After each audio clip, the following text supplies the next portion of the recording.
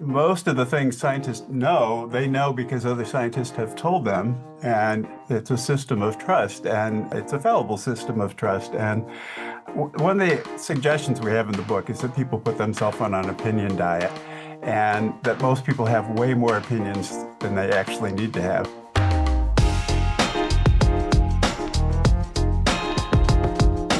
This is Stanford Legal, where we look at the cases, questions, conflicts, and legal stories that affect us all every day. I'm Pam Carlin with Diego Zambrano. Please subscribe or follow this feed on your favorite podcast app. That way you'll have access to all our new episodes as soon as they're available. You know, a lot of great things come in threes. There's, the three wise men, the three tenors, and we're going to have a discussion today about three guys whose professions all begin with P: a philosopher, a psychologist, and a physicist. Diego, why don't you introduce our guests? So Rob MacCoun is the James and Patricia Kowal Professor of Law at Stanford Law School, one of our colleagues, and a professor in Stanford's Psychology Department. He also serves as the university's Senior Associate Vice Provost for Research, and he's trained as a social psychologist. We're going to be talking about his book, as Pam mentioned, co-authored with Saul Perlmutter and John Campbell, called Third Millennium Thinking. And this is based on a wildly popular course that the three of them taught at UC Berkeley. That's all about how to use scientists' tricks of the trade to make the best decisions and to solve difficult problems. And so maybe we should start with getting a broad overview of what motivated the book, Rob. So it started with a message to call Saul Perlmutter about a decade ago. I immediately recognized his name as someone who got a Nobel Prize in physics for his work basically discovering dark energy, which is like 60-something% of the universe. And I couldn't imagine why he was calling me. And my first thought was, committee work, probably going to be asked to be on a committee. But he had this idea about teaching a class for undergraduates, an interdisciplinary course. And it was based on his sense of alarm that we were seeing more and more misinformation and disinformation, and less critical thinking. And he also felt that the tenor of arguments in popular discourse was very different than the tenor of arguments among physicists. Even though physicists passionately disagree with each other all the time, they manage to talk to each other without coercion or violence, and only a little bit of name calling. And so we tried to figure out what a course like this would look like. And I think it ended up really being about what is the proper authority for science in a democratic society. I think a lot of us think that science ought to play a really important role in social problem solving when we're trying to get things done. But we're also nervous about the idea of some sort of epistocracy where scientists control our lives and make all the decisions. And so the course is about the tension between these democracy and the scientific system, and trying to help citizens think about that in a constructive way. Yeah, so one way to think about this is you give us a cluster of tools, the reader, to think about both public policy questions, but also individual decision-making in your regular life. And your point is that scientists have developed over time a lot of techniques to think about issues and the kind of evidence that you need to come to a conclusion about something. And so give us maybe some ideas of what you think the most important tools are, just a taste. Sure. So one thing to say is when we talk about the tools of the trade of science, we're not talking about methodologies that's taught in methodology science method books. We're not talking about laboratory practices. We're not saying citizens need to have a mastery of inferential statistics or any kind of laboratory protocols. We're really talking about these what we call the habits of mind of a scientist, that things that they learn from their mentors that aren't actually written down in books. And some of these will be familiar to listeners, and others maybe less so, but I'll just mention a few of them. So we talk a lot about the distinction between noise and bias, and and the importance of being able to distinguish between noise and bias. And noise is random, and noise is what I think most people intuit to be the real challenge of science, is that life is just chaotic and noisy. And one of the things we try to explain is actually noise is the easier problem to solve, that we know a lot about how to manage noise. A much more difficult problem is bias. And here, bias can range from your demographic category influencing the way you think about a problem, or your what part of the country you grew up in, to who your mentor was and what orientation they gave to you. So a lot of the book is really about trying to ferret out bias. Another theme that runs throughout the book is the power of probabilistic thinking, and moving away from getting trapped into thinking in absolute either-or categories. And part of the power of probabilistic thinking is it provides a face-saving way for people to decide that maybe they're wrong about something. Yeah. If you categorically assert something is true, it's very hard to later admit you're wrong.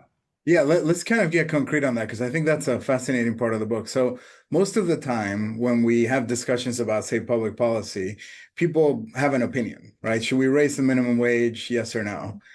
And generally people speak as if it's just a matter of supporting a policy or not. But your point, and this is something that's been made in a lot of different contexts, is that we actually should quantify how confident we are about that belief. Instead of saying, yes, I support a higher minimum wage because I think that won't hurt unemployment, you should say, I have about a 65% confidence that this is a good policy, and I support a high minimum wage because I don't think it will affect employment, but it's possible that it may. There's still a 35% chance there that I'm wrong. And when you quantify things that way, it's much better, it leads to much better decision making and to much better thinking. So why is that? Why is that so helpful? Well, I mean, for starters,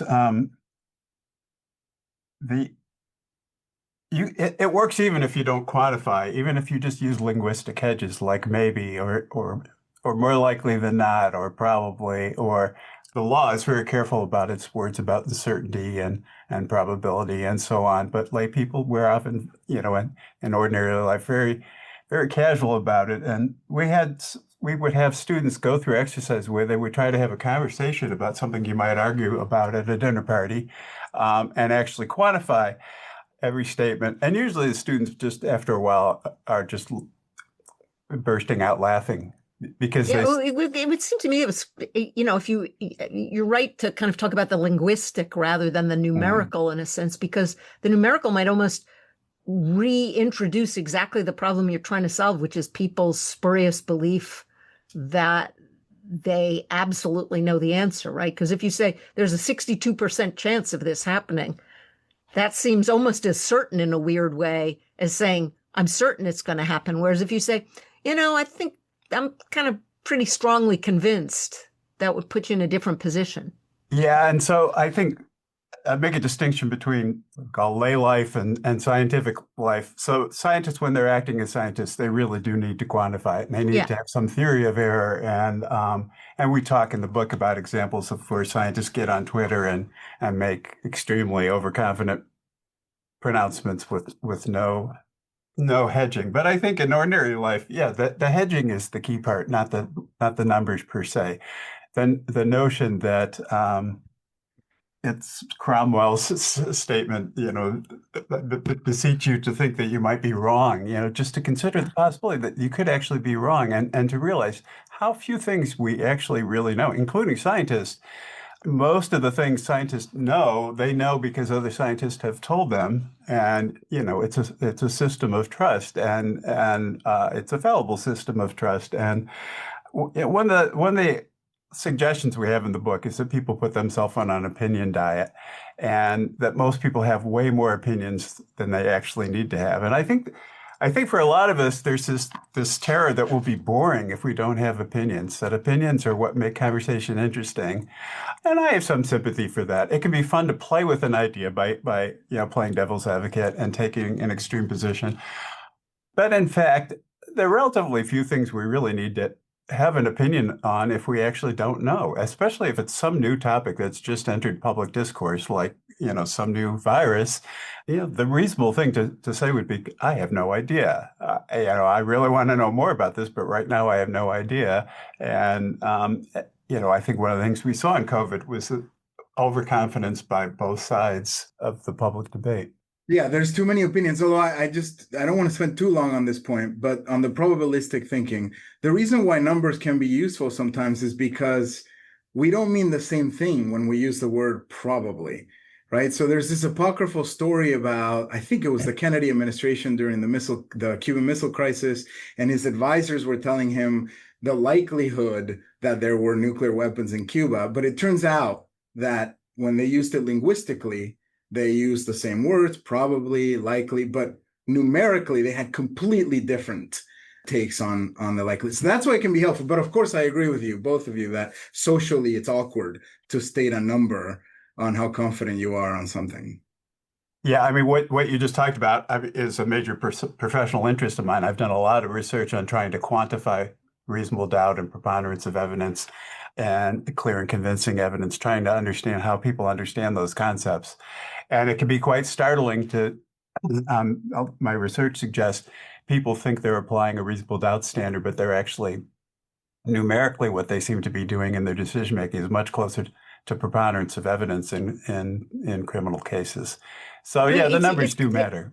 Yeah, I mean, it's interesting because if you think about the jury instruction, the sort of standard jury instruction on reasonable doubt is it's not something that is fanciful. It's not something that's crazy. It's something that might keep you up at night. And it's a doubt that if it were about an important issue in your own life would cause you to stop, which is very different than the sort of when you ask people for a number and they say 98 or the like. So I have argued, and I've got a new paper where I'm making the argument more forcefully, that reasonable doubt in juries is actually not an epistemic concept. It's a social concept. It's not. Yeah, I mean, I remember you gave a workshop on this that was just terrific.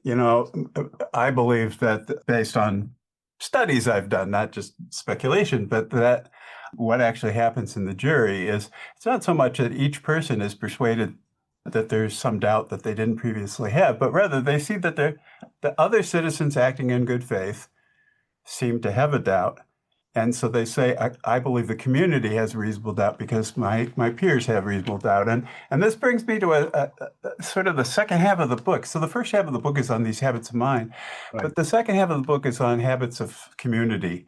And we talk about how scientists can't rely on habits of mind because it's too easy to fool yourself, even with the best habits of mind. You need to ensconce yourself in a community of people who will call each other's BS, who will hold each other accountable to their best standards of evidence. And that's not always fun, but it leads to better science. And I think it leads to better citizenship. And it's not always fun because that means getting together with people who completely disagree with me.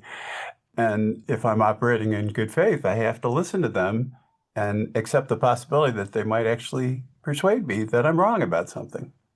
I think that's a fascinating part of the book that I want to get to, especially the deliberative democracy lab at Stanford, which you talk about in the book.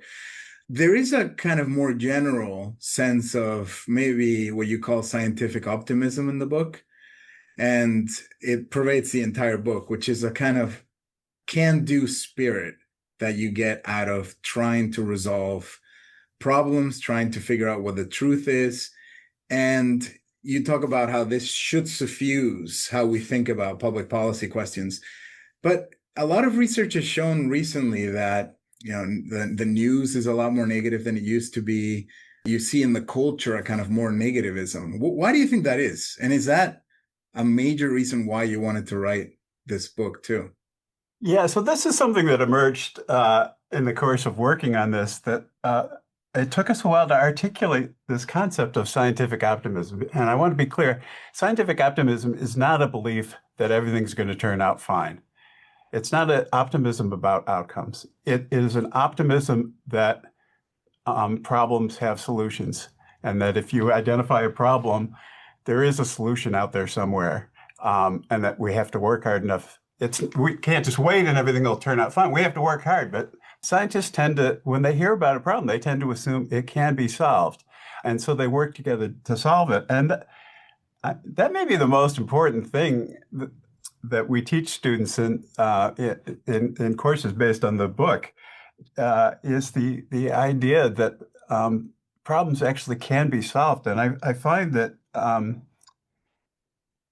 younger generations right now are very, very pessimistic about the possibility of solving problems. And here it's interesting because I think sometimes we can confuse pessimism and skepticism.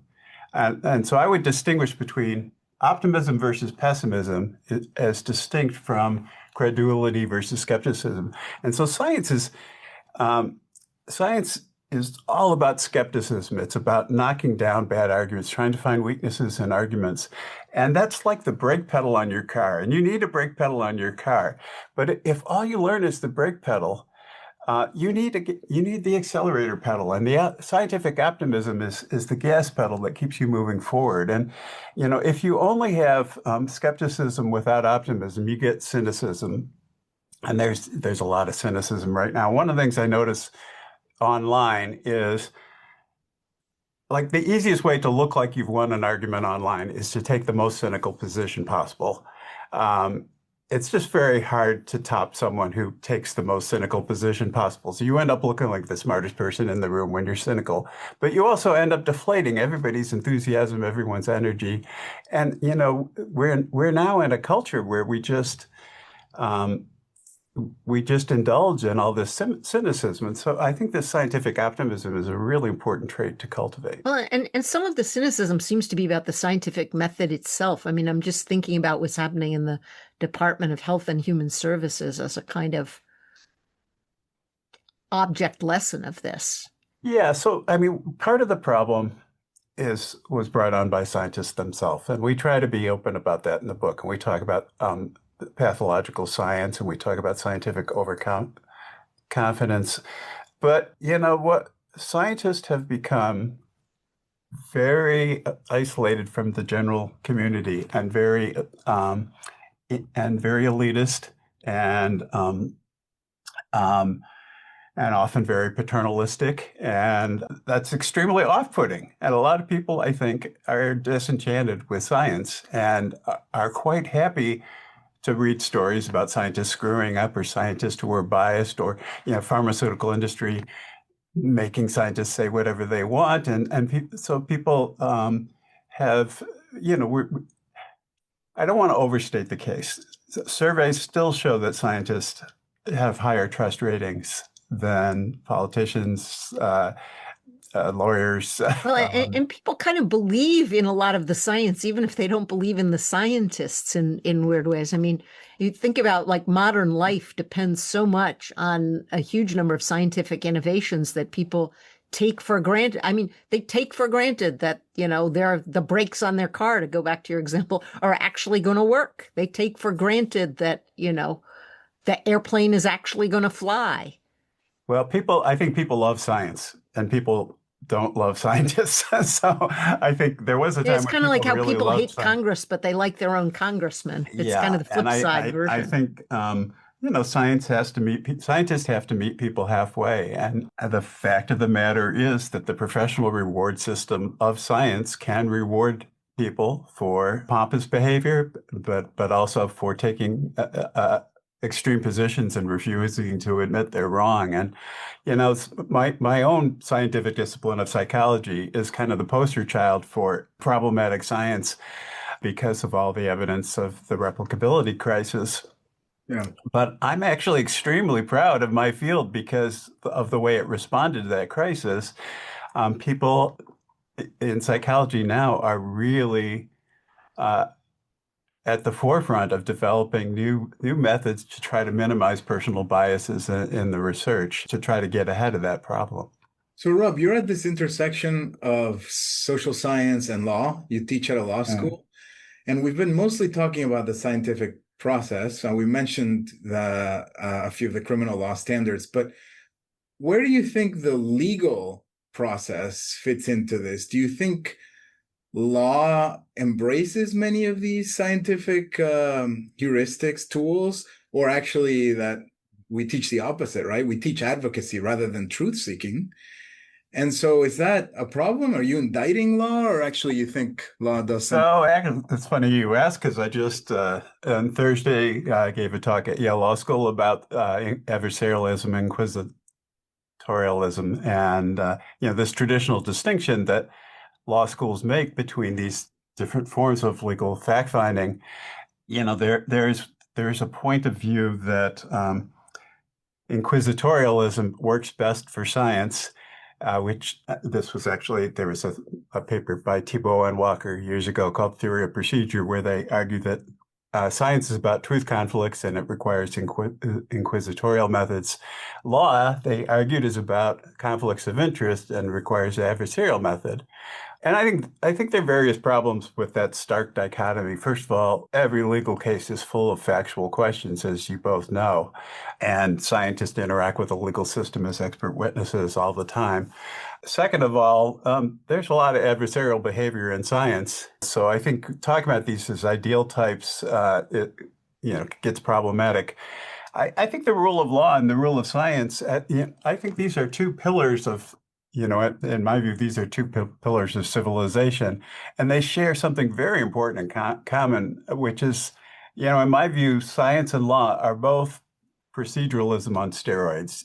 They're both about not just imposing outcomes on people or just grabbing the outcomes you want, but they're both about going through procedural steps which have a rationale to them that is believed to lead to better outcomes, but the better outcomes come from complying with procedures and not skipping the procedures.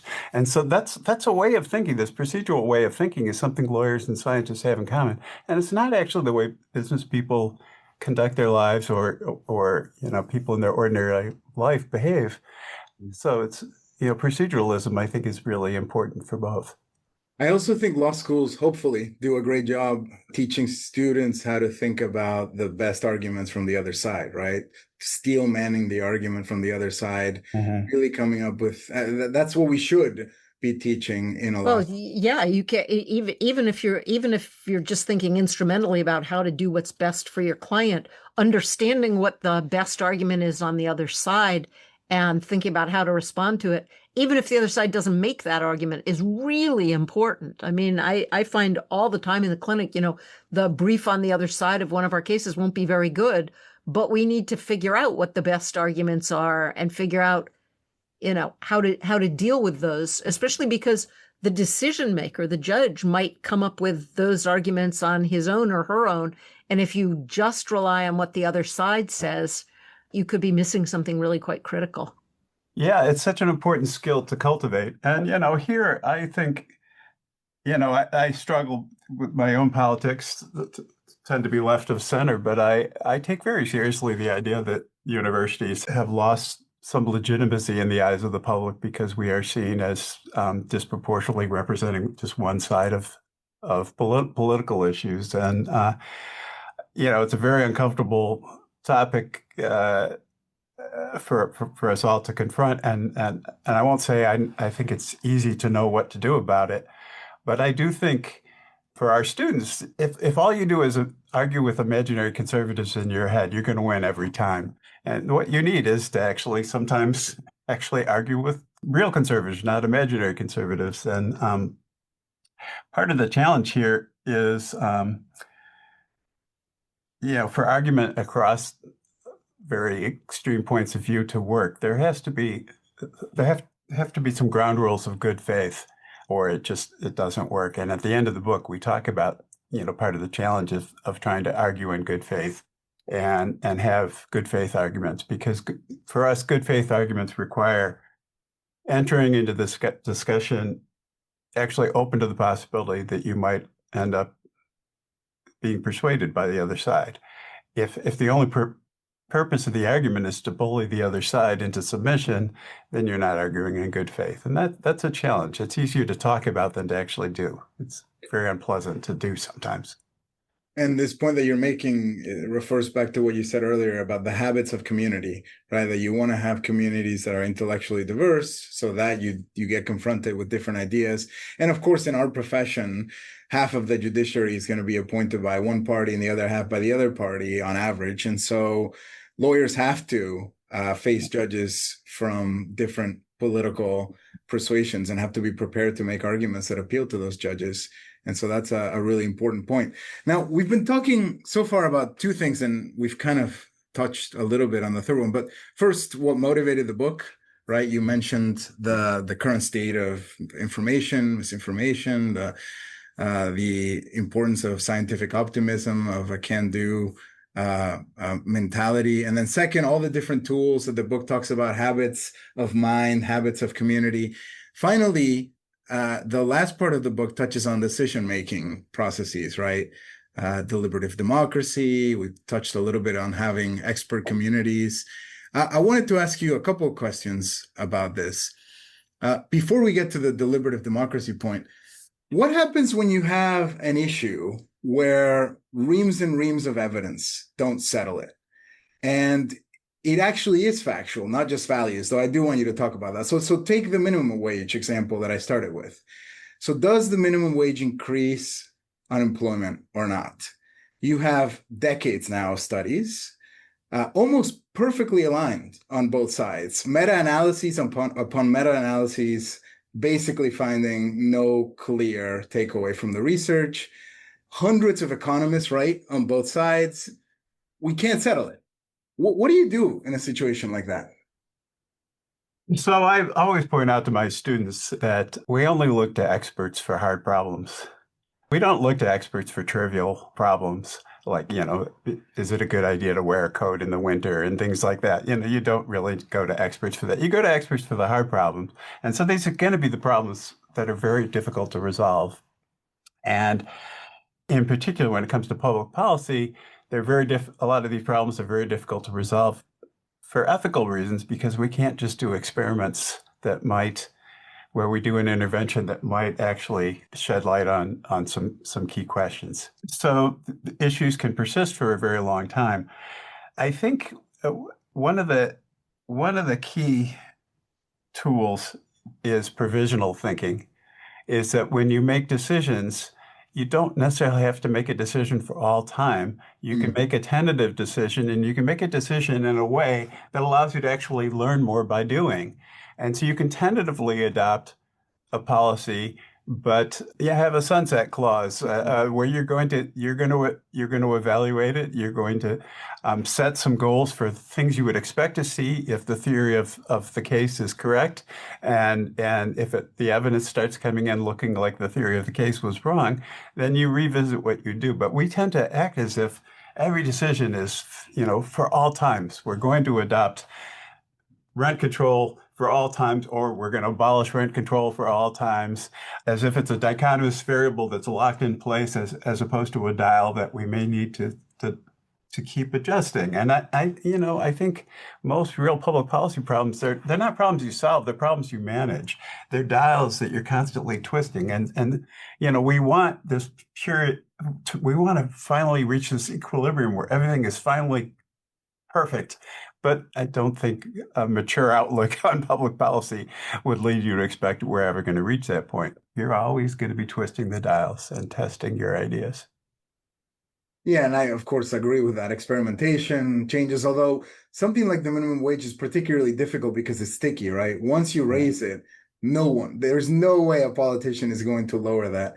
So No, but all you need to do is wait for a time of inflation and not raise it. And that's right. It's the equivalent of lowering it, right? I mean, Yeah. but I think you're absolutely right that policies can become very sticky. Mm-hmm. And that's the difference in some sense between statutory law and common law, where common law it's much easier to move the dials around. Yeah, and to bring this back to probabilistic thinking tends not to dichotomize things. It tends to be shades of gray. But rulemaking it's often very difficult to make rules in terms of shades of gray. There's often, we feel a need to draw bright lines and to force force reality to comply with these dichotomies that might not actually exist. And I wonder if you could talk a little bit about the deliberative democracy lab and maybe your decision-making process that you outline in the last chapters of the book, where you have both expert input but also community input for values, and then you try to bring both factual thinking, values thinking at different stages of a process, and then you make a decision. Yeah, so the end of the book, we consider a variety of different ideas that are being tested for trying to improve public deliberation about real world problem solving. And I won't talk about all of those now. We don't have time. But James Fishkin's idea of deliberative democracy, a deliberative opinion poll, is fascinating. The idea is that you bring citizens together for an extended period of time where they get briefed by experts on the issue, and they get to ask experts questions, and they get to educate themselves before they actually weigh in and state their opinions. And citizens who participate in this, their views often change quite a bit throughout the course of the process, and sometimes their views don't change. But when you then poll the people, you're polling people who actually have learned a lot about the issue and have thought very carefully about it. It also has a nice effect of making the experts, reminding the experts that they're accountable to a public and that their claims have great import in public life. And so it cultivates, I think, an important sense of responsibility among scientists. So I think it's a very exciting model. Thanks to our guest, Rob MacCoun. This is Stanford Legal. If you're enjoying the show, tell a friend and please leave us a rating or review on your favorite podcast app. Your feedback improves the show and helps new listeners to discover us. I'm Pam Carlin with Diego Zambrano. See you next time.